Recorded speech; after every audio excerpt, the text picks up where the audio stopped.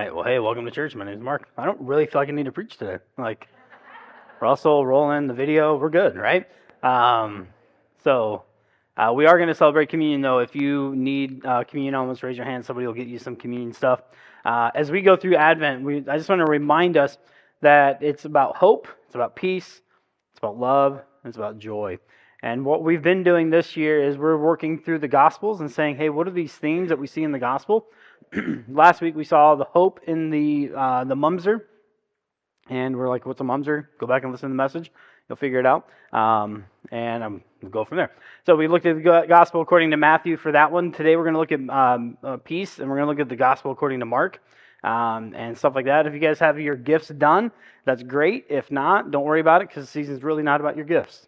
The season's about Jesus. So, but I will give you a tip. So we were sitting we went down to Marion yesterday to go see, we had a pastor's Christmas brunch thing. That was not really why we went down there. We saw Shad when we were down there because it was in the same place. And we were in a coffee shop, and Heather was like, hey, I really like those shoes. And I didn't have her third gift. So I pulled out a camera, an app, and I said, hey, sweet, took a picture of it, found out what kind of shoes it was, and then ordered on Zappos, because I didn't realize, oh yeah, she actually needs some shoes, and she really liked those shoes. And I was like, that's a good way to do it. So if you want to be sneaky, just buy all your gifts when your wife or your spouse says, hey, I like that, and then use Google Chrome, and they'll take a picture of it, they'll find it on the store for you, and you can go from there. So, pro tip, there you go, right? Sorry. So today we're going to work through peace, and in the English language, the idea of peace is really just about nonviolence and avoidance of war and stuff like that. And if we stay there, that's kind of good, but I see it like we're sitting in a kiddie pool. When God's like, hey, I really want you guys to explore the depths of the ocean. And the idea of peace in the Hebrew language and the Greek languages is way more than just let's avoid violence, right?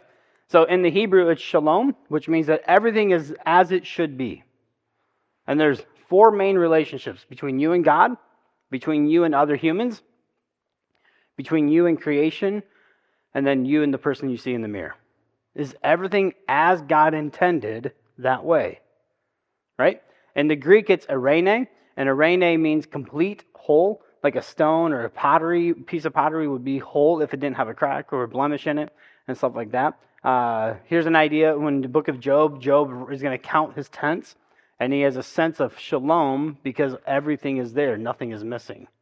Does that make sense? So I have to ask you, in your life right now, are you in the depths of shalom? Is everything as it should be? And if not, let's work through it. Because my guess is, because we're humans and we live in this earth and there's other humans that deal with other things, and you've probably got some tension going on somewhere, that we probably need to work through this, right? And if all we want to do is to say, hey, let's just stay in this nice little idea of avoiding conflict and avoiding war and fights and all that, and we're not going to talk about politics or religion at a Christmas gathering and stuff like that, because that's probably the safe place, right? Then all of a sudden you're like, great, but all you're doing is sitting in a kiddie pool with little floaties, and the idea of what God has in store for us. So let's look into the depths of it. So as we go through this, this is probably one of the issues that we need to work through is the idea of how do we actually come together. And the biblical understanding of both shalom and eirene, it would be that you would come together like 2 opposing parties, wouldn't just stop fighting, but they would actually come together and work together. Imagine if, we'll see this in January, right? When Biden's going to leave office, Trump is going to go into office. Imagine if that's peaceful. And imagine if they joined together and said, hey, let's work together. What would that look like? Right? Right? And then not only that, but all the MAGA people and all the, whatever the left-wing people are in that regard, whatever they call themselves. Left-wingers, I guess. I don't know. Sure, we'll go with that. What if they actually came together and said, hey, what's best for America?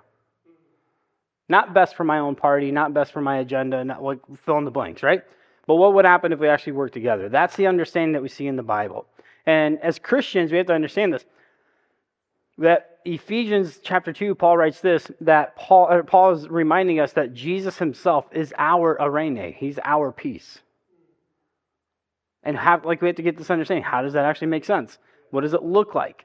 Colossians, he reminds us, in chapter 1, verse 19. Let me just read this. For God the Father was pleased to have his, like the fullness, dwell in Jesus, him. And through him, Jesus, everything was reconciled to him, whether on earth or things in this heaven, making peace through his blood that was shed on the cross. The way that we actually that we find peace on earth and goodwill towards men is found on the cross.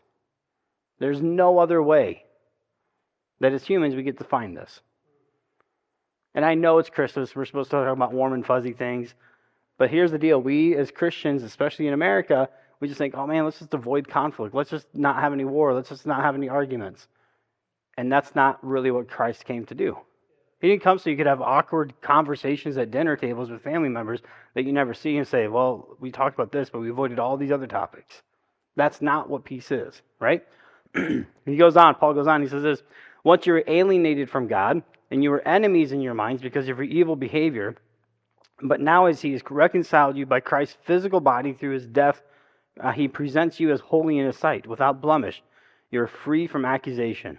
And if you continue in your faith, established firm, and you're not moved from hope that is held in the gospel, this is the gospel that you've heard, and you've been proclaimed, that every creature under heaven and earth, in which I am Paul, the servant of.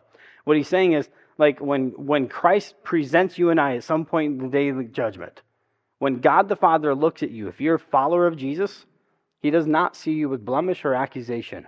He sees you through the cross. He sees you as whole and as it should be.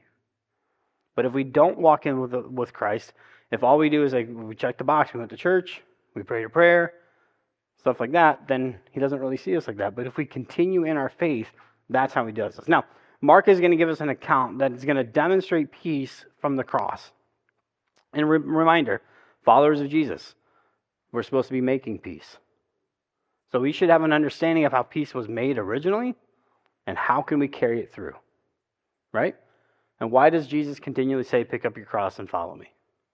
Why is that so important? So, a couple things. We are Western readers, and we like the idea just giving, here's a question, give me the answer. Right? We just want to pass a test. Right? Mark's not a Western reader. He's not a Western writer. He's an Eastern reader. He's going to be writing into a Western audience. I'll get into that here in a minute. And Eastern readers, they're looking for something of meaning. They want to say, how does this actually change me? How does this give me meaning? Not how do I know facts so I can win arguments and pass a test, right? So that's the Western idea. And Eastern people think, how can the people discover truth? There's a whole lot of, I don't have time to get into the Jewish literature of certain things, that there are parallels and the weird words that you don't understand that I could just say to make it sound fancy, but I'm not going to. So anyway, there's this whole backdrop of literary devices that Mark is going to know and probably use because he was a Jewish person who grew up in a Jewish context, right? If we were to say, I'm going to type something out, we have an understanding of that, right? Somebody in the West, or like in ancient Rome, has no clue what typing something out means, or posting something, or tweeting something, right? But we have a context of it. So Mark is not, he doesn't even mention it, he just kind of makes it aware, like have that awareness, right? So in an Eastern mindset, they understand if the audience discovers truth, then they own the truth. If all we do is find the answers to pass a test, then that's all we've done, right? So as that goes on, we have to kind of work through this. Now, Mark is going to write this context of Jesus' evangelion. Remember, it's the gospel of the kingdom and his arrival. And so we have to kind of get a backdrop of the context of Mark and who is he writing to and why is he writing this? Okay, so it's going to sound nerdy. Stay with me, and then we're going to tie a bow on it. Actually, I'm not. I'm going to leave a question for you, and you're going to wrestle through it for the rest of the week. Enjoy. That's how we're going to end this message, just so you know. All right. Yay! Good job. So, Mark is this guy. His name is John Mark in the Bible. He's a young man young man at the time of Jesus and his events. All right? He writes himself into the gospel, most scholars believe. If you look at the Garden of Gethsemane, there's a young man who runs away naked. Most scholars think that's John Mark, right? Or maybe just in a linen cloth type thing. So he's there, and he does this, and he's an associate of both Paul and Barnabas on their missionary journeys. And he's there. He becomes the point of contention and why they split, if you read through the book of Acts, it's because of John Mark. All right? So he's at the time of Jesus during the events. He sees some of them. He doesn't know all the events. And he becomes an associate with Paul and Barnabas. And then he becomes an associate with this guy named Peter. Peter's a pretty important figure in the early church. Eventually, Peter's going to go to Rome and pastor the church in Rome. Now, Rome is a very Western-thinking group of people. More American. Does that make sense? If you look at American culture, we're literally just an extension of Rome. There's no, you can't argue about it, right? You can say, well, it has this different name. Great, but here's the purpose of it. So, Paul is going to visit the church in Rome under house arrest. If you want to know more about that, look at our Ephesians series that we did maybe a year ago, and you'll get that context, what that looked like and why Paul was there, and stuff like that. But Mark is going to become this tension point for the Paul and Barnabas thing. At the end of the book of Acts, Paul is in Rome waiting for trial. And the reason he's waiting for trial, sorry, I don't know what's going on, is because he appealed to Caesar because he's a Roman citizen. So he's on trial, he does all that, and now he's appealing to Caesar, so now he's waiting, and then eventually he gets to go out and have another missionary journey and all that. The church of Rome was started on the day of Pentecost, which is a weird thing because that happened in Jerusalem. How does a church in Rome start in Jerusalem? Well, because the Jewish people would live all throughout the Roman Empire, called the diaspora, and they would visit Jerusalem to go to the festivals, and then they would go back, right? And according to Acts, 3,000 people came to know Jesus one day, and then, according to the scriptures, God added to their number daily, as Peter and the apostles were there, right? So imagine 3,000 people in one day. There's just an automatic church. But they don't stay there. They come and visit Jerusalem. They hang out there. They're there for probably 60 days. And the reason they were there for probably 60 days, they showed up for Passover, stayed 50 days into the Pentecost or the Sukkot festivals, and then they went back. And so you may be Jewish, but you're living in other cultures or in other communities, and then you would travel back. So as they go back to Rome, the word ecclesia is the people. It's called out ones. It's a group of people. In the Gospels and in part of majority of the New Testament, the word ecclesia has nothing to do with the building, because they didn't own buildings, because there was a very small minority. Think about how big Rome was. It's the first city with 1 million people, and there's probably 200 Christians. Does that seem like a big power figure? 1 million people to 200, not even close, right? So, this church starts out to be really great. It's both Jewish people and Gentile people. And then in 49 AD, there's a fire, and the Jewish people get blamed. Claudius kicks all the Jewish people out, and now the church is very Gentile. Imagine this balancing act of the culturally Gentile, culturally Jewish, but we're going to worship Jesus together, and they came around those kind of things. They found their similarities and all that. There's no bacon and all that kind of stuff. It was a very kosher-looking thing, or at least balanced kosher-looking thing. And then for probably 10 years or so, Claudius kicks all the Jewish people out, and then they're like, dude, we can have bacon at potlucks. You know what I mean? And we can have cheeseburgers. Sweet, let's do it, right? So for those many years, the church looks very Gentile. And then as the Jewish people can come back in, after Claudius lets them come back in, now all of a sudden, the Jewish people are showing up going, whoa, why is this on our potluck? Why is this meal here? They got very uncomfortable with being so Gentile. So Paul is going to write this letter to the book of Romans to address this issue, because their solution was, well, let's just segregate. We in America would never segregate over preferences, would we? We could probably never learn anything about how to deal with any of this. And if you read the book of Romans backwards, you see these themes line up. So Paul is recognizing this, and he starts to get an understanding of man, they're segregating just to keep the peace. Right? So you have Jewish house churches, you have Gentile house churches. They call themselves Christians, but not working for peace. They're just segregating, keeping non-violence, non-tension. Does that make sense? So Paul writes this letter. Eventually, Peter's going to write this letter. Peter's going to show up there and pastor this church. And I think he's starting to fill the voids in for Mark eventually. Mark and Paul will mend their relationship. Paul will say, hey, Mark, you're very helpful and useful to me, and those kind of things. And so it's just one of those things that kind of there, and it's this great idea and all this. So, sorry, I'm using a new platform for my notes, and they're all over the place. So it's kind of fun. It's like, hey, let's trial run here this, right? You know what I mean? So it is what it is at this point. So they start segregating. Paul writes this to address the issues. Eventually, Peter's going to show up there, and then Mark is going to write the gospel, because now you have a group of people who are saying, man, how do we actually come together, right?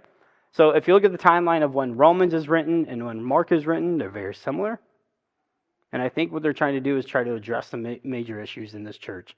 It's in a pivotal city, in a pivotal area. There's a couple hundred Christians in this entire city, right? And so Peter's going to address some things, Paul's going to address some things, and Mark is going to address some things. And as he does this, he starts setting Jesus up to show himself as the king that they've been waiting for. And in the shadow of the Roman emperor, who's insane. Who's not like, hey, don't, like, you could worship around me, but like he expected people to worship him.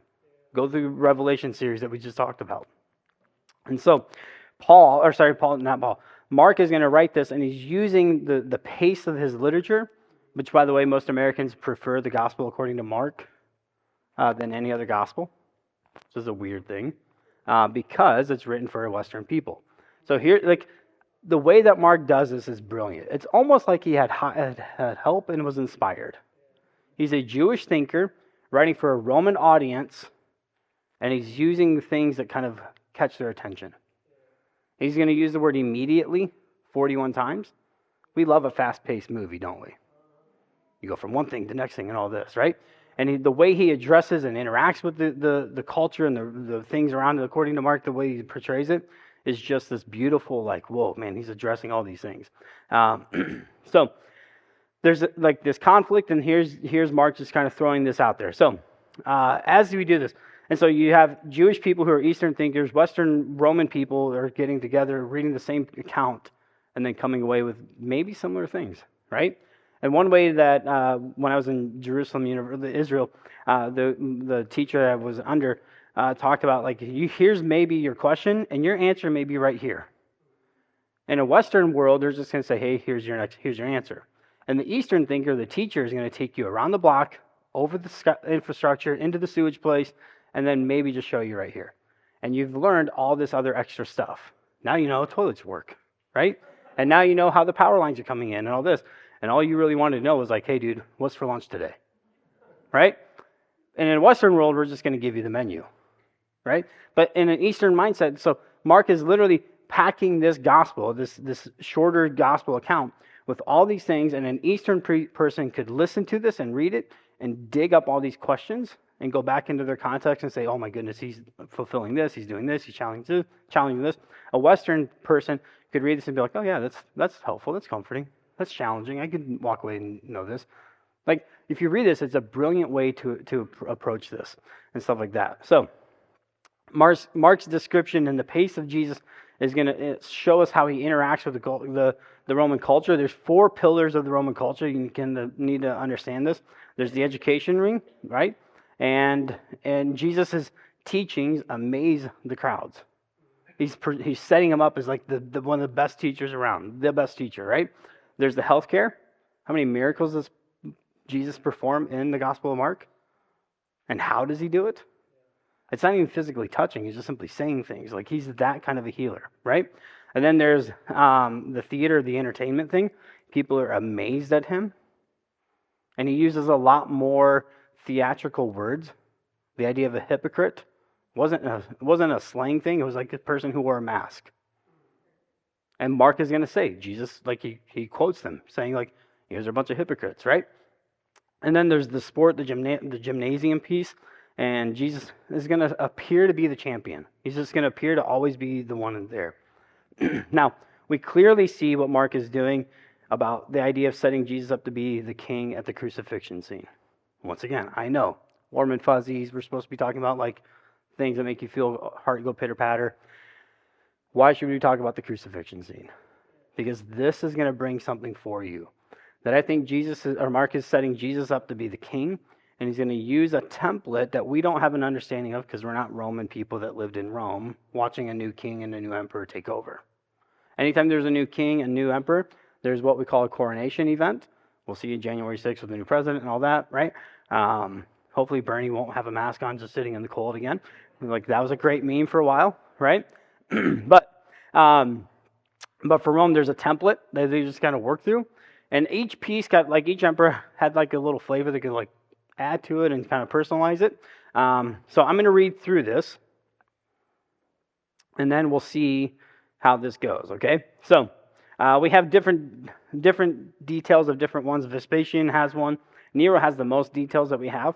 Octavian's was a little bit different. So, number one, the first thing that happened was the Praetorian Guard would gather around the new emperor. They would just kind of hang out, and the whole guard would be there. Like Secret Service, right? So, and then they would lead this person through the city coming up. But the second thing they would do actually is they would put the crown on the new emperor, give him royal robes, give him like a little purple sash, and then a scepter in his hand, okay? And those are all crucial. The third thing is the guard would then lead the emperor through the city, typically lined with incense, like we talked about in Revelation series, with barrels of burning incense, so it smelled great, not like a public bathroom, because that's how Rome was, right? So, the fourth thing is the emperor would lead through, and then there'd be a sacrifice following him, like a bull, not like being on a cart, like literally walking. Does that make sense? Nero's was a bull. Vespasian's was another form of animal. Wasn't a bull. And then number 5 was they would arrive at Capitoline Hill. Rome is a city of 7 series of hills, and they would get to the tallest hill, which is Capitoline Hill. There's Zeus's temple. They would ascend that as well. And then he was offered a very specific drink at this place, which he would reject. Now, in the coronation event, the idea of a glass with wine mixed with myrrh, was one of the most expensive glasses of wine. Think thousands and thousands of dollars. All right? It's a crucial thing that he gets offered this very specific glass of wine. He rejects it.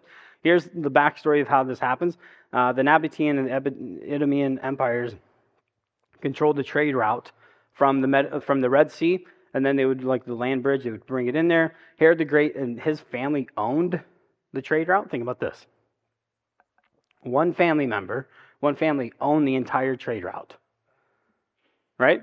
One of the most, like this is just a side note, cover yours if you're a little kid, if not, whatever. But Herod the Great had discovered a certain spice combination for ancient day Viagra, and he sold it to millions of people all throughout the Roman Empire and made tons and tons of money doing it. So he took in their little area, Herod the Great figured out wine mixed with myrrh was an amazing drink. All right? So they would do this, and then they would offer it to the emperor at the Capitoline Hill. He would reject it because he was so important he didn't need it. It was a very symbolic way of doing things, all right? So, would you just throw away a glass of wine that was thousands and thousands of dollars? Or would you maybe want to drink it and try to be like, hey, that's what $1,000 tastes like. Great, sweet, right? So, he doesn't need to do that. So, there's that one, right? He would dump it out. Number 6, the animal was sacrificed. And then Caesar will pronounce life over certain people, death over certain enemies of the state, and stuff like that. And then 7, he will ascend the steps of Zeus. And the 24 Roman, the Parthian priests and all that, worship leaders will be on the right. And the generals will be on the left. And he's going to ascend up there. And he's going to make some other pronouncements. When he gets to the very top, he's proclaimed Caesar and Lord and all of that. And then the worship service starts, led by the 24 priests of the pantheon of gods and their choirs. And then they just sit there and wait. What are they waiting for? A supernatural sign of some sort. All right? So Mike is going to come up here, and he's going to read through this. And as he does this, so Octavian has a comment that shows up, and he's going to say, that's Julius Caesar. I'm now the son of God. He's a God going into the heavens. Now I'm a son of God. For Nero, it was an eclipse, stuff like that. So Mike is going to come read Mark chapter 15, verse 16 through 33. I'm going to pause him along the way, and let's see if we see any connections, okay? And it'll be rude for him. I know he'll be fine though, right? So as we go through this, just whenever I pause you, it'll be fine. All right. So here's Mark chapter 15, verse 16. The soldiers took Jesus into the courtyard of the governor's headquarters, called the Praetorium. Sound familiar? Why would they need an entire guard of soldiers for a Jewish rabbi? A peasant one at that. All right, keep going. And called out the entire regiment. They dressed him in a purple robe, and they wove thorn branches into a crown and put it on his head. And then they saluted him and taunted him, "Hail, King of the Jews!" And they struck him on the head with a reed stick, spit on him, and dropped to their knees in mock worship. When they were finally tired of mocking him, they took off the purple robe and put his own clothes on him again, and they led him away to be crucified. A passerby named Simon, who was from Cyrene, was coming in from the countryside just then, and the soldiers forced him to carry Jesus' cross. Simon was the father of Alexander and Rufus. This seems like an odd thing to say, right? Like, why is the sons important? It's the most important thing. Jesus should be the focal, not Rufus and Alexander. We'll come back to that. And they brought Jesus to a place called Golgotha, which means place of the skull. All right, so when he says place of the skull, Golgotha is an abandoned limestone quarry. Herod the Great wanted to have the best limestone area, so he starts going through there. And if you just look at the Temple Mount that he built, it's a massive built things out of limestone. And when you think skull, it's more like the back of the head, like a cranium. It's not eyes and nose type of thing, like pirate version of skull. It's actually like the dome, like the back. So as they got into it, he was like, screw this, we're not going to dig here anymore. And they abandon it, and that's why it looks like a cranium or a skull. They offered him wine drugged with myrrh, and he refused it. Weird, right? Anyway, in Mark's, this is like he's not even on the cross yet, but Matthew, Luke, and John, he's offered wine or gall in Matthew, vinegar in wine and vinegar in Luke and John, and he's on the cross. And they have to raise it up to him on a hyssop branch. Every Roman soldier had a hyssop branch because it was their toilet paper. It's humiliating. But all of a sudden, when Mark says here, no, he's not even on the cross yet. Now he's giving a drink, wine, mixed or drugged with myrrh. Very specific. Why is he trying to do this? I've always just believed maybe he just offered two different drinks. One at this time and then one on the cross. But maybe Mark is trying to do something else here. All right. Then the soldiers nailed him to the cross. They divided his clothes and threw dice to decide who would get each piece. It was 9:00 in the morning when they crucified him. A sign announced the charge against him. It read, "The King of the Jews." 2 criminals were crucified with him, one on his right and one on his left. The people passing by shouted abuse, shaking their heads in mockery. "Ha! Look at you now," they yelled at him. "You said you were going to destroy the temple and rebuild it in 3 days. Well, then save yourself and come down from the cross." The leading priests and teachers of religious law also mocked Jesus. "He saved others," they scoffed, "but he can't save himself. Let this Messiah, this King of Israel, come down from the cross so we can see it and believe him." Even the men who were crucified with Jesus ridiculed him. At noon, darkness fell across the whole land until 3:00. All right, thank you. So, when darkness falls, that's called a solar eclipse. That's the sign. You see this coronation event, the template's put in there, right? And then here's Mark saying Jesus is this new king. The Bible is consistently and constantly drawing a comparison or the tension between an empire and the way of God. The empires, think Exodus with Egypt, right? You have the days in Midian, and you have the Joshua days and all that with the judges. And you have Midian, you have all these other kind of kings and stuff like that. You have the Assyrians, the Medes, the Persians, and now the Romans. And I would add in now America. If you don't think that America is an empire that is bringing its own way of thinking in life, I think we're missing it, right? And what Mark is drawing out his original audience, like, you can either live by the way of the Roman Empire, Pax Romana, or you can live by the way of Shalom, the way of Jesus. And I think the way we have to kind of just kind of wrestle through this Christmas season is, how are we going to find peace? Do we find peace by way of the empire, or do we find peace by way of Jesus? And how do we get peace on earth and goodwill towards men? Through the cross. Jesus was willingly saying, yep, evil, extinguish all of your evil power on me. I'll absorb it all. So that when I bring up my followers and my people, God the Father is going to look through the cross and see them whole and complete. Remember that little detail, Rufus and Alexander? It's a weird detail, right? It's kind of this odd thing. But I think what Mark is really doing is he's just like confronting this whole thing head on. There's a weird detail in Paul, and when he writes this in Romans chapter 16. See if we can pull it up. Romans chapter 16, verse 13. Paul's just giving a whole bunch of greetings, right? And notice what he says here. Greet Rufus, chosen of the Lord, and his mother, who's been a mother to me. Could it possibly be the same Rufus? Same city, same church, different letter. Imagine being Alexander and Rufus and listening to the gospel according to Mark being read out loud in one of the house churches. And them looking at him saying, was that really you? Were you really there? And he's like, yeah. And it was overwhelming to watch him carry the cross. It was overwhelming to see him disfigured to the point that we couldn't even recognize him as human. How do you tell the people in the most powerful empire, most affluent empire of all time, that a crucified king is a victorious king? That's the tension that we wrestled with, right? Mark, now, if you look at the end of Mark, this is a weird way that he ends.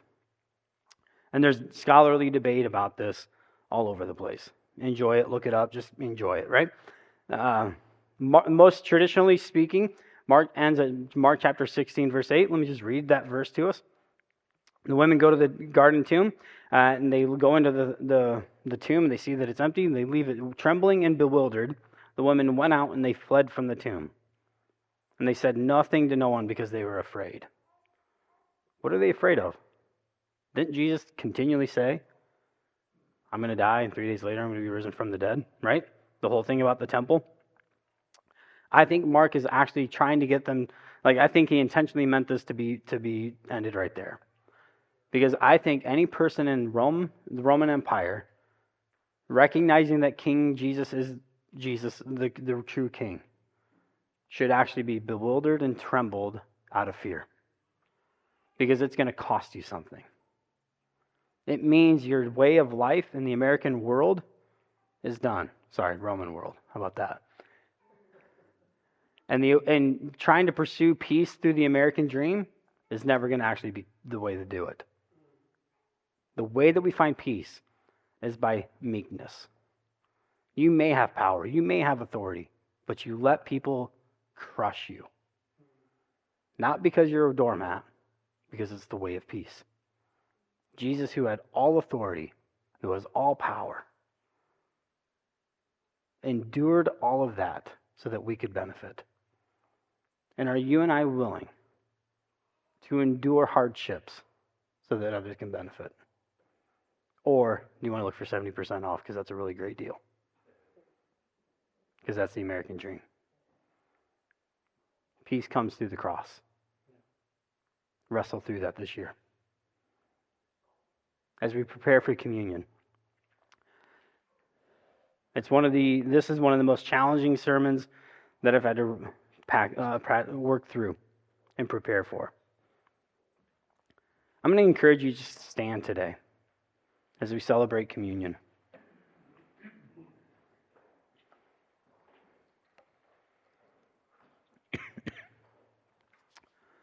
and take a moment and just ask God, God, am I following your way? Or am I trying to find peace in other ways?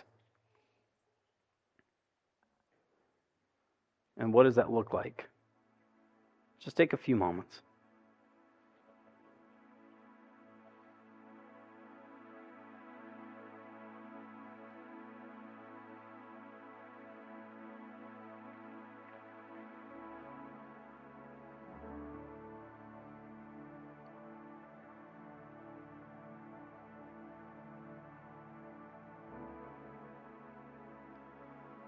Jesus, as we come to you, we acknowledge that this is a crazy season.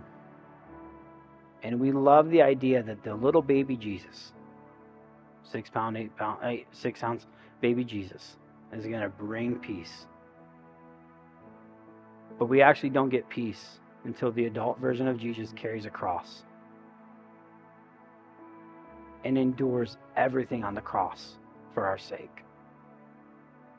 So that when you, God the Father, look at us through the cross, we are seen as whole and complete.